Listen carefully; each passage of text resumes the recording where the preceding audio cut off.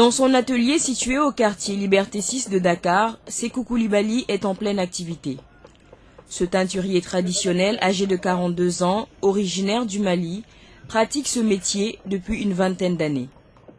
Son travail requiert tout un art et c'est grâce à différents produits chimiques qu'il redonne une nouvelle vie au vieux boubou. Après imprégnation, le tissu est lavé plusieurs fois à l'eau froide, puis séché avant la dernière étape, le repassage traditionnel qui redonne la brillance du premier jour aux vêtements. Les produits utilisés permettent un travail plus rapide et donc une production plus importante. On utilise des colorants, de la soude caustique, de l'hydrosulfate, bref, divers produits. Tout dépend de la couleur que vous souhaitez obtenir. Bleu ou rouge, peu importe. Une fois la couleur choisie, les produits sont dissous dans une eau préalablement bouillie à plus de 190 degrés. Les produits mélangés permettent par réaction chimique une meilleure tenue de la teinture sur le coton. Tous les produits que nous utilisons sont importés.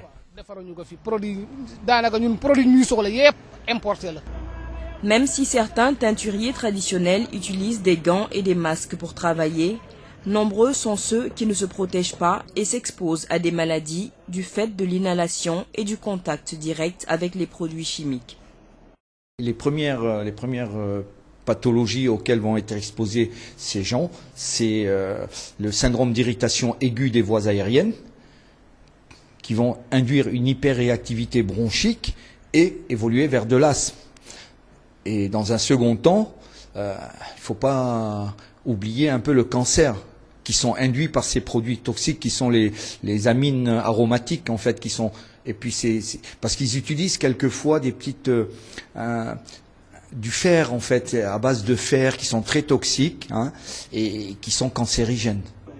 Les produits utilisés pour la teinture sont nocifs non seulement pour la santé mais également pour l'environnement. En effet, la plupart de ces produits seront ensuite déversés dans la nature. D'autres types d'artisans, tels que ceux qui évoluent dans les métiers du froid, s'inscrivent dans la liste des métiers de l'artisanat qui peuvent également porter atteinte à la couche d'ozone.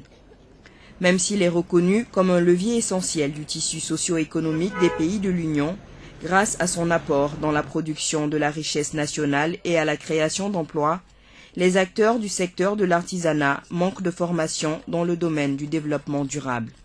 Et c'est l'une des problématiques que la commission de l'UEMOA cherche à résoudre à travers une formation initiée récemment à Dakar, à l'intention d'une vingtaine d'acteurs du développement de l'artisanat, originaires des 8 pays membres de l'UEMOA. L'objectif de cette rencontre de Dakar, c'est renforcer les capacités des acteurs nationaux de développement de l'artisanat. D'une manière plus spécifique, dans le domaine de la politique énergétique commune de l'UEMOA et ensuite sur le rôle que la Chambre de métiers au niveau national devrait jouer en tant qu'acteur de développement de sa localité. Aussi, c'est de permettre aux acteurs donc de s'approprier donc les nouveaux enjeux en matière d'utilisation des nouvelles énergies renouvelables. Les artisans utilisent de l'énergie. Donc, il serait bon de les sensibiliser dans le recours à des énergies propres, à des énergies renouvelables. Ceci est très très important. Mais ce qui est surtout primordial, c'est que les artisans, de par leur activité, sont susceptibles de porter atteinte à l'environnement.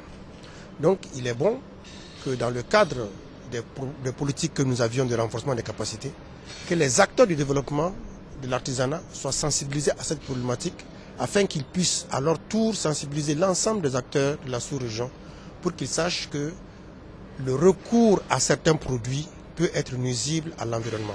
Donc il est tout à fait très important et bienvenu que cette problématique de l'environnement durable soit prise en considération et soit inscrite au programme de formation des acteurs de l'artisanat. Les modules inscrits au programme de cette formation concernent l'artisanat et le développement durable, la politique énergétique commune, l'artisanat face aux enjeux de l'utilisation des nouvelles énergies.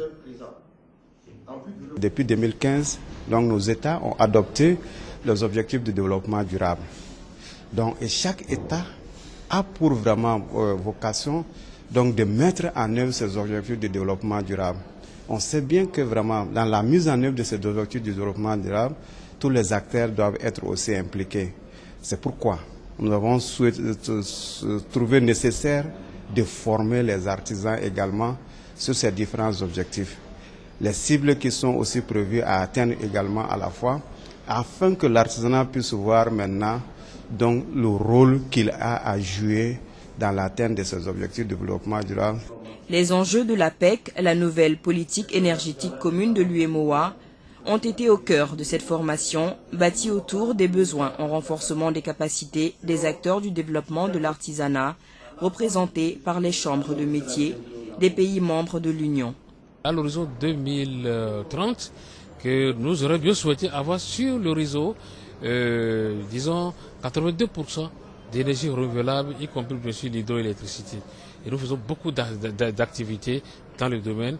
Nous avions un programme appelé le PRODER, Programme régional pour le développement des énergies renouvelables de l'efficacité énergétique, qui nous a permis de réaliser sur tout le niveau de toute l'Union environ 7700 lampadaires solaires dans tous les 8 pays, et 6 microcentrales au niveau du Bénin, des pompes solaires au Togo, et aussi plusieurs kits solaires, et aussi des lampes à basse consommation. Alors, cette politique énergétique commune, avec ce programme phare qui est le programme régional pour le développement de l'énergie électrique, sur 5 ans, et nous envisageons mettre à disposition un budget de 77 milliards pour tout ce que nous allons réaliser. Et particulièrement pour cette année-ci 2016, c'est environ 16 milliards que nous mettons à disposition pour pouvoir réaliser nombre d'activités au profit des populations, et y compris aussi, bien sûr, les artisans. Lors de la formation de 3 jours, des conseils ont été donnés aux participants dans le souci de mieux économiser l'énergie. La première chose dont je vais parler, il faudrait d'abord commencer par procéder au remplacement des lampes fluorocompactes par des ampoules LED. Des ampoules LED qui consomment très très peu. Vous remplacez par exemple des 36 watts par des 9 watts. Vous voyez la différence d'économie que vous faites avec le même éclairage. Vous voyez. Et puis, pour être le plus efficace possible, ce que je leur recommande de faire, c'est de faire ce qu'on appelle un audit énergétique. De demander aux spécialistes de leur faire un audit énergétique. L'audit énergétique qui va indexer les poches d'utilisation d'énergie et enfin des pertes d'énergie dans leurs unités de production. Donc, les audits énergétiques sont plus à même pour détecter toutes les poches énergivores. À côté de la sensibilisation des artisans qui travaillent dans des matériaux pouvant nuire à l'environnement, ceux évoluant dans le domaine de la récupération sont encouragés à travailler davantage dans le sens de la préservation de la nature et de la santé humaine. Vous verrez par exemple quelqu'un prendre les débris de véhicules ou bien de ferraille pour fabriquer une girafe, ou bien une voiture, ou encore prendre les déchets plastiques pour fabriquer des sacs. Donc tout cela, ce sont des artisans. Donc en tout cas, quelque part, ça participe à quand même débarrasser de la nature de ces débris qui sont nocifs à la vie sur la terre. Donc c'est pourquoi nous les encourageons également à continuer donc à faire cette récupération de ces objets qui ne sont pas utiles, je dirais nocifs à la vie, pour produire d'autres articles qui peuvent servir à d'autres fins. Les structures chargées de la promotion et du développement de l'artisanat dans les États membres de l'UEMOA présentent souvent des faiblesses structurelles, se traduisant par des ressources humaines limitées et peu qualifiées. Elles souffrent aussi d'absence d'outils de gestion de base, de planification et de moyens pour la mise en œuvre efficace des politiques, des stratégies, des programmes et projets de développement. D'où l'opportunité de telles formations.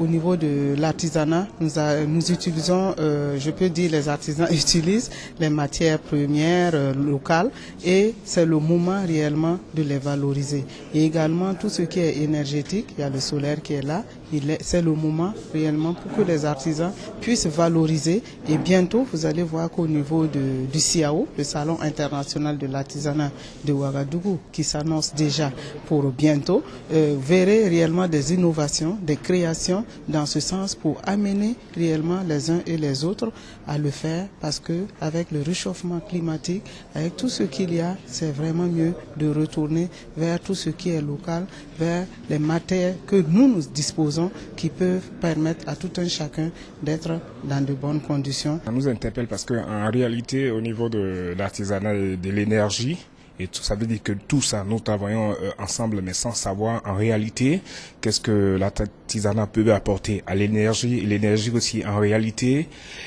comment les artisans doivent pouvoir préserver, et un peu chez nous, comme en Côte d'Ivoire, nous avons aussi le souci du bois, et donc comment il faut faire pour ne pas trop faire de gâchis au niveau du bois, comment il faut faire pour ne pas faire trop de gâchis aussi au niveau de l'énergie.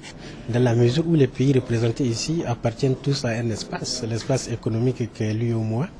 Et vous savez que nous avons plus ou moins une politique commune en matière d'artisanat depuis donc l'élaboration du programme communautaire en matière d'artisanat que nous sommes en train de partager. Il y a à peine 2 ans, c'était en 2014, donc un code a été élaboré et puis adopté par tous les États. Et c'est ce code qui régit aujourd'hui toutes les questions de l'artisanat dans l'espace UEMOA. Il est important pour nous de nous retrouver de temps en temps pour savoir au niveau de chacun des États quel est l'état de mise en œuvre de ce code, en tout cas quelles sont les préoccupations à partager et puis comment harmoniser. Le renforcement des capacités des structures d'encadrement est l'un des axes du programme communautaire en matière d'artisanat adopté en 2001.